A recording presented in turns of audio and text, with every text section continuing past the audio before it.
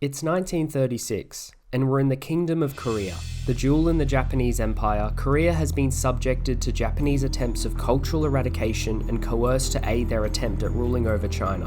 But the war with China is running slower into the ground, and resistance to Japanese rule grows, not to mention the issues that they have on their home islands. The tides are turning across East Asia, and a flood is imminent which will be dyed red.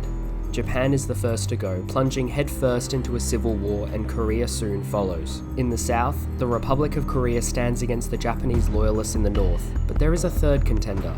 In the small city of Shiratsu, in the northeast of Korea, a small band of worker rebels fight for not just socialism, but a new ideology, one that has gripped Europe by storm, an ideology even more radical and ambitious than the last. Hi, I'm Colonel Cam, and welcome to 18 years as Korea in Red Flood.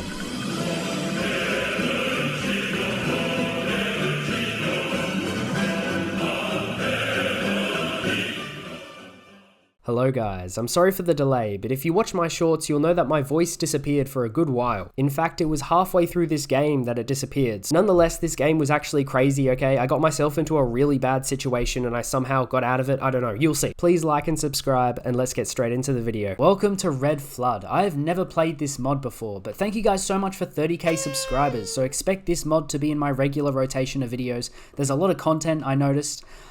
We are going to be playing... We are going to be playing Korea. Now, I'm not playing a major nation just because it's like a bit too overwhelming for me right now. A few national spirits here: Japanese colonization, divided nationalist movement, republicanism, and oppressive landlords. Okay. Now, we're pretty much going to go straight into a civil war, but I didn't know that at the time, and I hadn't even decided on a path yet. I was just doing everything on the fly. So when I got the Coming Storm event, I had to make a decision. What is this? The Coming Storm. A high effort was required on our side to serve in the war against the Chinese, and it was all for nothing. Discontent grows within our borders and the future is unsure. I don't want to stay loyal to Japan. But we are playing Red Flood. We're going to go communist. The red flag shall fly higher. Except it's not exactly communism. There are a lot more radical ideologies in this mod, like anarchism and something I've never heard of before, accelerationism. You're going to hear a lot more about accelerationism in this video. Anyway, I decided to help with the war in China. I've got nothing else to do, so I might as well. And then I got some strange decisions. Korean Independence War gets event core.600.1. Okay. I will be sure to make sure we get that event. Also, we get events from our focus tree that help us gain popularity for the ideology that we choose, and this is my first encounter with accelerationism. I can't understand him anyway. This is accelerationism? What is accelerationism? Apparently France is accelerationist. What is that? What is that? Is that left or right? It says it's a left-wing ideology, but the more I look into it, it looks like it's right. I don't know. What inspirational? Is that just charismatic? They just changed it? Yeah, why did they change it? What's the point of that? Anyway, I was finally able to do that decision that gave me the event core.600. Yes. I want that. Whatever that event was, sure. I'm sure it did something. Anyway, it was time. A peace treaty was signed with China and all hell broke loose. Oh! Whoa. Treaty of Beijing. A peace deal? Revolutionary Japan declared war on Japan. Wait, they just went into a civil war. Civil war breaks out in the east. Reports are coming from Japan that armed revolutionaries have begun a struggle against the imperial government. In the Japanese colonies, the local governors have been left to their own devices, and the Japanese outposts in the mainland have come under foreign occupation. Even Taiwan is breaking away. What? Wait, so are we a puppet? No, we're not a puppet anymore. We're free. And not long after, just like Japan, our country descended into a civil war too. A declaration is made on the radio, then by telegram, then in print. The Korean Republic is born today, for a second declaration comes through, this time from a partisan fighters in the north, I think. The Korean People's Republic has declared its independence from Japan. Join the partisans. Korean People's Republic. There we go. Yo, look at this. So we got, what are these guys? The Korean Republic. This is the Kingdom of Korea. And where am I? Wait, am I here? Oh my gosh, I'm tiny. But I got like 5 divisions. Okay, let's go. After checking out my brand new focus tree, I decided I needed to secure as much of North Korea as possible. The other two won't be fighting each other for long, so I must use this time wisely. I raced over to Pyongyang, which I actually managed to take, and then just as I did so, the Loyalists beat the Republic. Dude, the Kingdom of Korea annexed the Republic. Really? Our 5 divisions would not be enough against them, but fortunately we got this event, probably from my focus tree. I don't know, it gave us 2 units and some anarchism popularity. I feel like fighting these guys is going to be difficult. How many divisions do they have? 8. Well, maximum 8. We have 8. So I'd say it's pretty even, but fortunately we get these attack and defense bonuses against the Kingdom of Korea, so they got no chance. I managed to break through along the east coast, eventually making my way to Busan. On the way there, I encircled Seoul, and after capturing both, they eventually capitulated. And there we go. Unified Korea. Korea is ours. Both the Japanese and the capitalist republic have fallen. Korea is ours alone, and we now decide its fate. Collaborators get the bullet. Yeah, let's start doing purges. That sounds about right. When the Spanish Civil War happened, I decided to pay more attention to the world around me, and that's when I noticed something really cool about the flags. That is a dope flag, though. That is a crazy flag. Dude, the flags in this mod are so cool. They even our flag is sick. They move as if they're on a TV or something. I don't know, it's really cool. Look, West Australia. Guys, I need to play as West Australia. You don't understand. This is a country I don't care if it doesn't have a focus tree. I need to play as West Australia. I know there was a referendum that's make West Australia independent from Australia, but it failed. They take all of our resources. Sorry. Anyway, after doing even more purging, I would have to pick an ideology. Right now, we're a coalition of radical socialists, anarchists, and accelerationists, and now we have to pick one.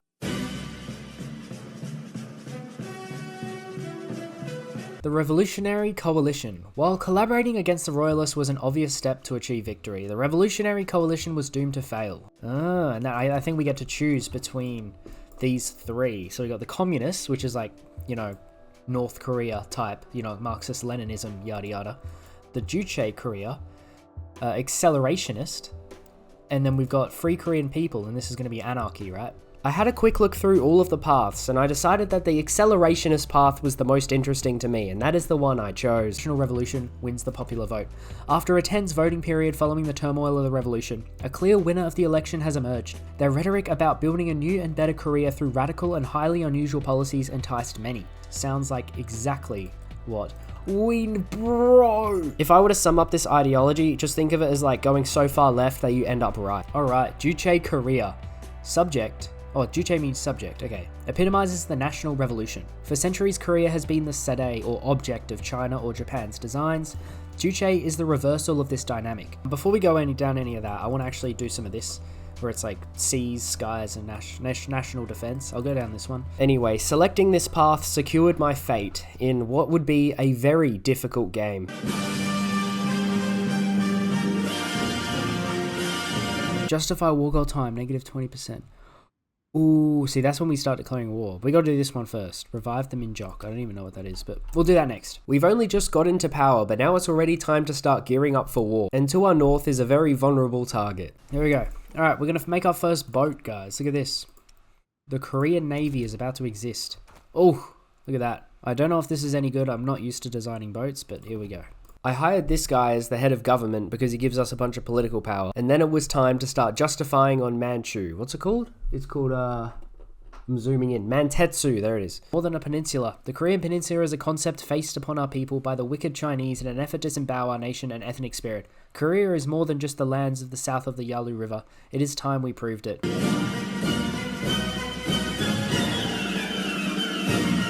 I'm ready, man. I'm ready. They're already at war with China, so I'm happy to split it with China, and then I'll just invade China. I declared war on a front line that was mostly vacant because they were busy fighting China. However, this would stop me getting a lot of war score, so I gotta try and take as much land as possible without capitulating them. So to improve my war score, I tried giving them as many casualties as I could. Yeah, now. 60. We gotta take that, and then probably this as well. How much is this? 3, 1, and 20. We gotta get that 20.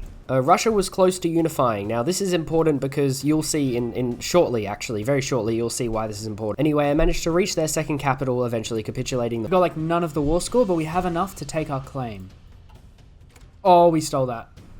Yeah, we did work, okay? We did some work. I also took their navy. Now we have a functional navy. Look at that. Whoa.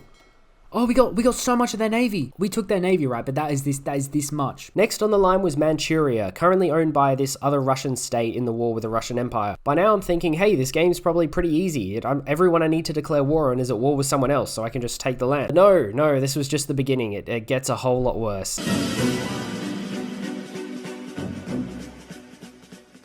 1940, and we're going to begin it with our justification on Manchuria, and I'm going to do it on all of these, because there's no chance we're going to get much war support. Unfortunately, 1940 was too late, and by the time I justified my war goal and started invading, the Russian Empire had already capitulated them. This meant that I got none of the war score and consequently none of the land. So I had to go back to one of my save games and do things a lot quicker.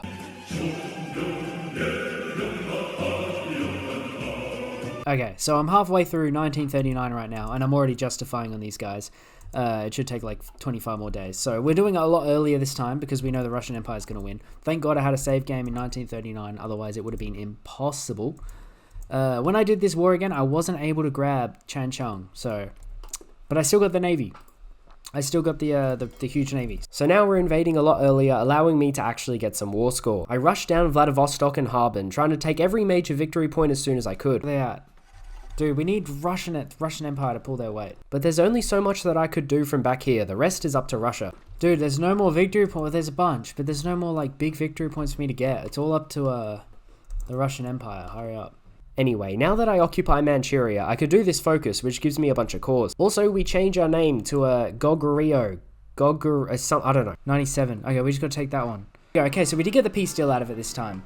We actually have a bigger war score than the Russian Empire, which I think is absolutely hilarious and kind of sets us up for a really bad future. Anyway, I annexed Manchuria, and then I decided to annex a bit more like Vladivostok and the outer Manchuria area. In Mongolia, I decided to create a puppet state because I thought it would be really cool. I then realized I had way more war score than I thought, so I just annexed half of Siberia. And then I also created a buffer state between me and Russia. Alright. Okay, look at this. Altai, which is my puppet, this Mongolian thing, I don't know. I liberated these guys, the Siberian People's Labor Directorate.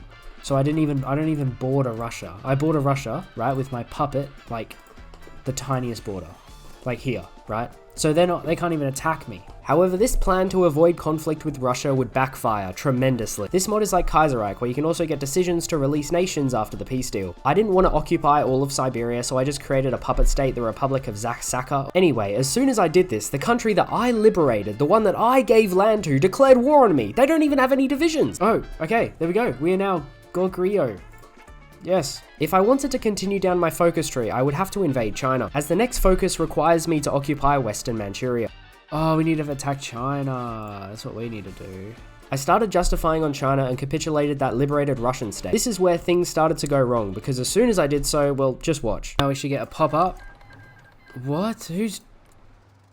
Now Russia's at what, bro? Russia are way stronger than us. I thought I was screwed, but then I had a stroke of luck. Listen to this. I was able to give my land to my puppet state in the Far East, and Russia wouldn't declare war on them. Or at least we can go war economy, like, permanently now, because we're at war with Russia, so. However, this entire time I was on edge about whether Russia would invade my puppet states or not. It was 1940, and I wanted to spend the next couple of years consolidating my land, alright? I have cores on some of Manchuria, so I want to get the manpower and build up my army before I fight China. Okay, so it's 1940, and I know that we're at war with Russia, but they're not at war with my republic over here, so, and I'm not sure if they can declare war, they don't have a war goal, so I'm happy to just sit back and just ignore them.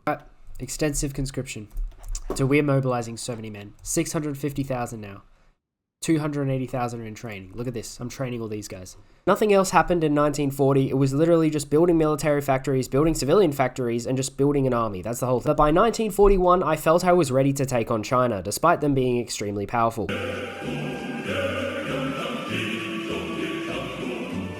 I set up 4 separate naval invasions along the east coast. They also had to guard my front with Manchuria, and they had divisions on my Mongolian border because they knew I could call them in. Surely they wouldn't have a division guarding every coastal province, right?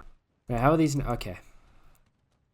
Wow. Alright, naval invasions were a failure. Apart from this one, possibly. One of them actually did land, but it just resulted in him dying, so yeah. On the main front, they were actually pushing us back. Not too much, but enough to make me a bit worried. And at this point, I knew I was in for a wild ride. China is stronger than me, and Russia could invade my puppet states, and eventually me at any moment.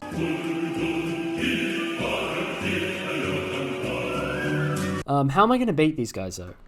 That's the real question. They have infinite divisions. 142 max. Minimum, 95. Their minimum is still greater than my amount. So I have to come up with a new plan. If I can't naval invade them, then I have to attack them from somewhere else. And that's when I remembered Mongolia. I took some divisions off and they're attacking me again, but I think we'll be okay. I just took like 24 because I'm gonna go see if I can call in these guys. These guys are all out of supply. I might be able to do something. I don't know. I'm just checking if we got supply, because if we have supply, then I'm definitely pushing. Unfortunately, removing some divisions from the front line was not a good idea, and they started to push me back. Come on, get back in time. Get back in time. They better get back in time. Okay. Bro, there's some died. No, my Marines. They actually pushed us so far back that they were threatening to split our army in half. Whose idea was it to invade the Beiyang government? Whose idea was this? Oh, they're outside Pyongyang. What? How did they get there? Okay, now this is bad. If they took our capital, things would just spiral out of control. Luckily, I had a bunch of divisions ready to be deployed, so I instantly put them to the defense of Pyongyang. I'm getting like extra thick layer defense around here because we cannot lose our mainland. Like, I'd rather lose all of Manchuria.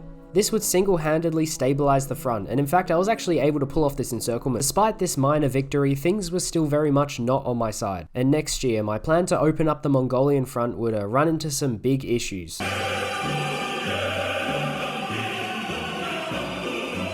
One of the issues is that I don't have enough divisions to put on the Mongolian border. As soon as I take some off my main front, my whole front collapses. But then I remembered, I can request forces from my puppets. And boy, my far eastern puppet has 50 divisions spare for me. Not to mention the 20 I could get from Mongolia too.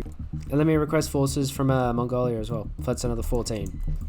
Which is pretty good. However, this is the big issue. When I tried calling them into the war, only one war came up, and guess which one that was? I can't call them into the war. If I call these guys in, well, they'll be called into this war with Russia. I don't want that. I just want them to be called into the war with the Beiyang government.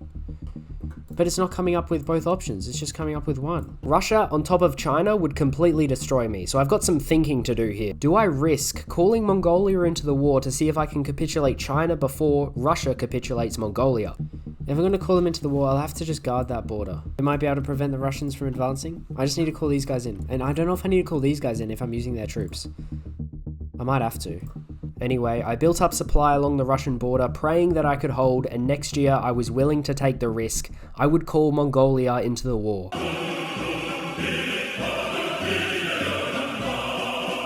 Oh, I'm scared. Yeah, so that puts him at war with Russia, of course. Anyway, let's just ignore the Russian front for now. It's a problem for later. What effect would this have on the Chinese front, you ask? And well, it went very good. Yeah, that was, yeah. I immediately started advancing along the whole front, even encircling some of their divisions. How's the Russians? Not good. That's how the Russians are, not good. Not good for me. Get out, please. Hold that. Look, it's all gonna be okay, I promise, okay? We just need to capitulate China, and then we can focus on Russia. Dude. So it worked initially, but now it's back to square. Now we're back to square one. The front line completely stopped. I couldn't go any further. They actually reinforced it pretty well, and this is going to become a real problem. This is a problem. This is a problem. Dude, they cannot capitulate Mongolia. They're at, well, Altai. They're at 64. I really tried to make a desperate attempt to just capture Beijing. I really tried to make it happen, but I couldn't do it. And this whole time, Altai, Mongolia, same thing. It's collapsing. Oh my gosh, they're pushing us back there. Not to mention the Russians. And I mean, this is all a disaster. My gamble did not pay off. I'm being pushed back by the Russians, I'm being pushed back by the Chinese, my army is pretty much encircled. We're going to be cut off at Vladivostok. I really have to pull something out of my ass to save this one.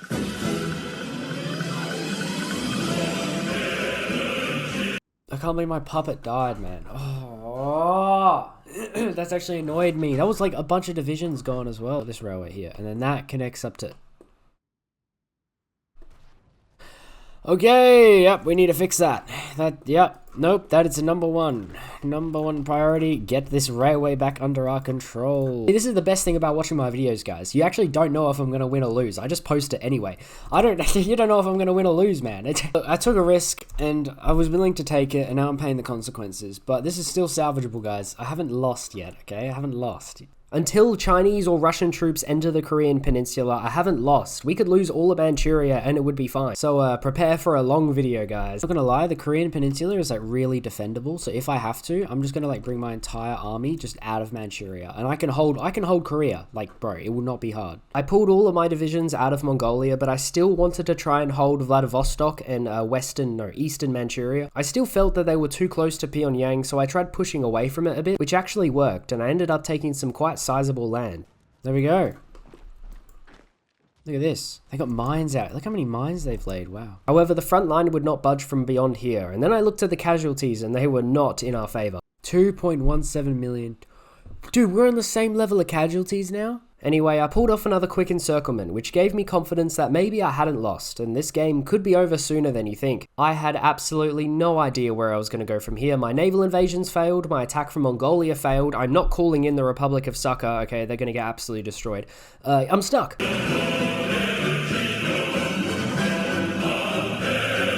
Alright, there has been a bit of a break between last year and me recording now. If you don't watch my shorts, I had lost my voice for like 3 to 4 days. This is day 9 of playing 1 second of Hearts of Iron 4 for every like. And I'm only just getting it back now, and of course I'm instantly starting to play, because, you know, I'm just going to ruin it again. That's we love that. But yeah, I kind of forgot how bad of a situation I'm in. This is not good. However, this extended break of playing this game really allowed my thoughts to think of a new plan and bring some fresh ideas to the table. We're gonna get all the forces we can get. Alright, split it in half. Do we have another field marshal? Oh, we do. Okay. Oh, we got 2 more generals too. Yeah, nice. I had apparently been training some mountaineers, so when they came in, I was very surprised and thought I could make use of them. Mountaineers here. Mountaineers there. Dude, that's so good. Alright, Mountaineers, come with me. Oh, we pinned them on that side. Oh, yeah. I'm liking this. And this railroad I was pushing along directly led to Harbin, which is a pretty big city. I couldn't quite get there, but you know, it was something. If you're wondering why I haven't run out of equipment yet, I present to you Exhibit A. 16,000 guns. I love Poland. I love Poland. The UK declared war on Japan. What? Oh, Japan is now anarchist. We got revolutionary Japan now.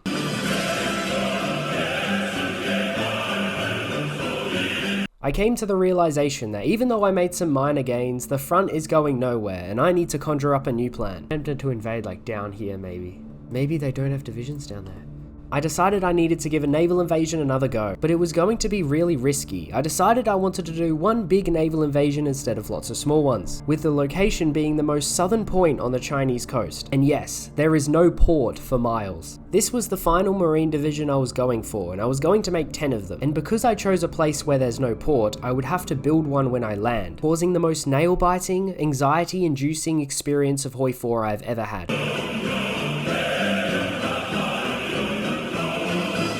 Alright, just cleaning up this encirclement, and then we're going to have our marines, which are all fully trained now. Let's actually set up the invasion from Busan. Now, I'm thinking like in the south here, they're less likely to have divisions down here because there isn't a port for ages. So I think I might just, I'll try to take the city as well though, and I'll just build a port myself. Let's go.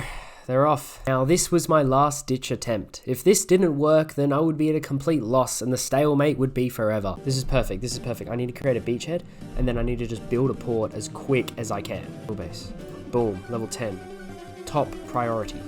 And now I had to extend out as far as I could from the naval base, hoping that I would be able to hold out long enough to build it. I got to about here before they started bringing in reinforcements, and this is not even as far as I'd hoped. But this will have to do, okay? Now I just have to hold and wait for that naval base to be built. Uh-oh, that's literally right next to the port. What is happening? As if that's right next to the port! Defend that with your... Bro, we lost these guys. Dude, I can't build if they're attacking it. I can't. Dude, you better get there in time. However, I extended too far and now their counterattack is threatening to take my naval base. Bro, what? Oh my god! I can't stand this. No factories assigned because it's under attack. They're just going to take it. It's encircled. This is a nightmare. The province I'm using to build a naval base is encircled. And for as long as they keep attacking that province, I can't build anything. You can't build stuff on a province that's under attack in this game. So my port is not being constructed. Get there, man. Why is... Oh my gosh.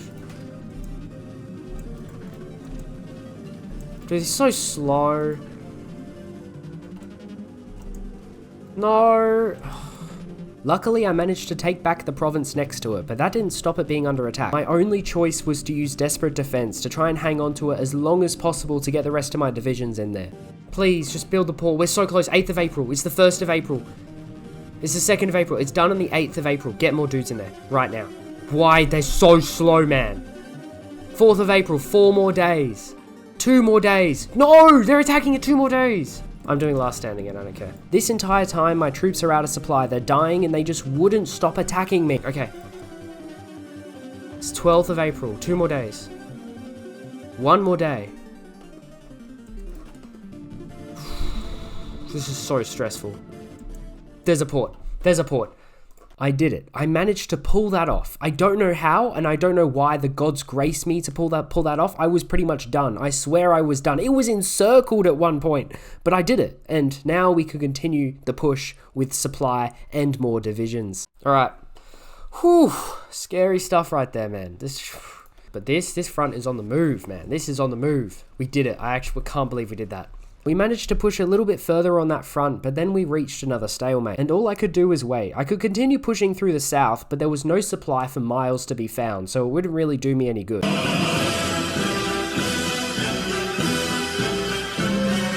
Dude, this has been like a crazy war. Like, this has been so condensed for you because, you know, I want to make the video entertaining and all like the key events happen like right next to each other. But I've been here for so long. Like, I've just been waiting for stuff to be built. Well, I've only got 3 factories. Anyway, because I'm trading and I'm getting stuff from the market. This new front in the south that we've made would be essential for our victory, except there's no supply anywhere, so building supply hubs would be essential to our victory. Oh, dude, they got like 6 divisions. Where do they come from? Ah, it doesn't happen. Oh, now that is not even being guarded because my divisions won't move on their own. However, I was too lazy. I couldn't really be bothered building supply, and when I did push, it would work at the start, and then I'd just get pushed right back to from where I was. I blame this province right here. It is single-handedly preventing me from pushing north by threatening to cut off my entire army. Dude, what? It was on like 72! What? No! That's literally not even fair. Oh my god. Okay, we did it. Get out. Dude, that's so... Bro. Nah. Nah. I'm never doing that again.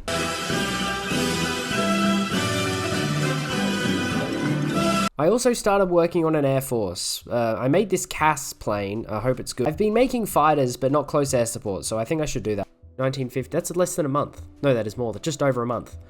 I thought they took forever to build. Why is it so quick? It's not even 15 factories, it's 11. Why is it so quick? For some reason, I'm building this supply hub like Clash of Clans builders when you give them gems. I swear they normally take like a year to build, but this one is taking less than a month, so it's pretty good. Okay, these all have supply now. We could so push. That's it, I'm pushing. We have supply now. We actually have supply. So I pushed as far as I could until I ran out of supply again, so I built another supply hub. Also, the enemy has tanks that I really can't pierce. However, I have enough anti-tank to fit it on my mountaineers, so we've got anti-tank mountaineers rolling around.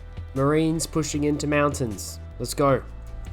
Marines holding mountains. I also wanted to start pushing strategically, trying to capture the railways to cut them off from supply hubs.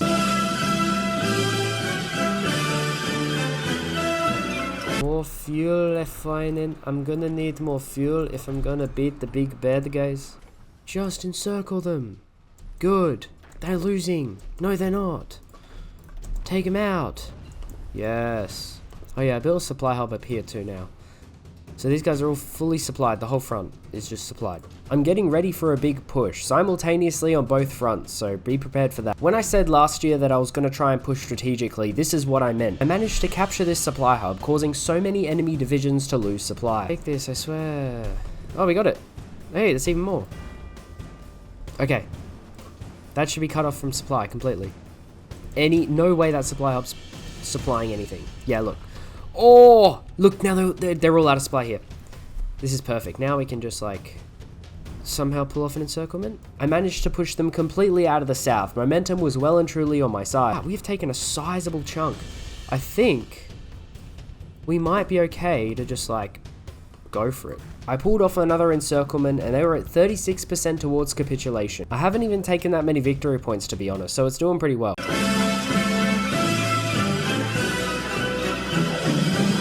I was confident enough to start doing a frontal attack, which went pretty well. I managed to encircle Tsingtao. I don't know what it's called in this mod, but in Vanilla Hoi 4, it's Tsingtao. Come on, take that. Yes. Connect that supply hub. How are we on guns? Bad. What else? What are they on capitulation? Not even. Okay, they're over halfway. I also tried a full attack on the main front, which didn't go that well, but it was worth a try. If we take that one province, it cuts this supply hub off, all these guys will be out of supply. I could do another naval invasion, actually. What do we reckon about that? Do we think that's a cool idea? Another naval invasion? I decided I was going to do another naval invasion. This one right outside Beijing. Oh, Japan's been on an expedition, man. Look at them go. Taking on Australia, the entire entente. Look at them go, man. They're doing well, actually. Japan looks really fun. Leave a comment if you want to see me play Japan. Anyway, I cut off that supply hub I was talking about before and then encircled all of their divisions. Meanwhile, my invasion was off and it was another success. I landed and it wasn't long before I captured Beijing. We've taken Beijing. That's not enough. What do we need? What's their capital? I connected my southern front to the invasion and it wasn't long before China capitulated. Ooh. Let's go. Alright, we need to get these guys on the border. Liberate Beijing. Military occupation. I think we'll liberate Beijing. Okay, so, okay. So we actually annex all that. Cool. This is actually what I wanted. This is exactly what I was going to do. The map may look nice now, but there's still one big issue. Russia is still at war with me, so I gotta go deal with them. I also started justifying on Nanjing. For some reason, they're really weak, and it would be really good land for my Chinese puppet state. Justifying on these guys. It's only gonna take 150 days. It'll take forever. I did what I could against Russia. I put my entire army on their border and just walked in. Fortunately, they didn't have many troops on the Chinese border, so it was pretty open. Oh, of course, we have a national focus. We got cultural unity with the Manchus. We get all the cores. No way. 10% stability, 12% accelerationism. The crimes of the Russians against the Manchurians. Manchurian people are avenged. Now the unity between our peoples can be remade in name, culture, and blood. No way. And then what's the focus after? Oh, I'll show you guys when we get up to it. And this is where we become unstoppable, because the next focus gave us 25% non-core manpower. We are more, we are better, and we are the future of Korean people. We had a research slot. Non-core manpower plus 25%. Justify war goal time, negative 20%. Oh my gosh. I pulled off some encirclements against my Far Eastern puppet state that I still haven't called in, but it looks like Russia is capitulating a lot quicker than I thought. Look at this, just from this, they're 47. I declared war in Nanjing, but for some reason my Chinese puppet state wouldn't declare war on them, so I just did a naval invasion which worked perfectly fine, and much to my surprise, a lot quicker than I thought, Russia capitulated. Alright, well, you know what? I'm not going to complain. That makes me relieved, because I would not want to go all the way past the Urals. No way. Jose, take all of their navy. We're like a superpower, man. We are a superpower. When it came to the post-annexation decisions, I liberated Mongolia, Azerbaijan, Georgia, and Russia. I mean, I guess we'll just liberate a loyal... Kazakhstan, not Kazan. Okay, fate of Tuva. Liberate a loyal Tuva. Yeah, loyal Caucasia. Southeastern Union, Transbaikal. I'm guessing that's here. I don't know where that was. There's still got this. I ended up giving that one little state to Xinjiang because it looks bad. Other than that, that's the peace deal. Now it looks pretty good, huh? I don't have a faction or colored puppets on, so this was the best way to see my extent. Look at this. I wish we had colored puppets or a faction so I could see how far we go, but I guess this will do. Everything that is like dark green is my puppet. Look at this. We own Russia. And now we have 10 million manpower. I'd say that was a pretty successful game. Thank you guys so much for watching this wild ride, and I'll see you guys in the next one.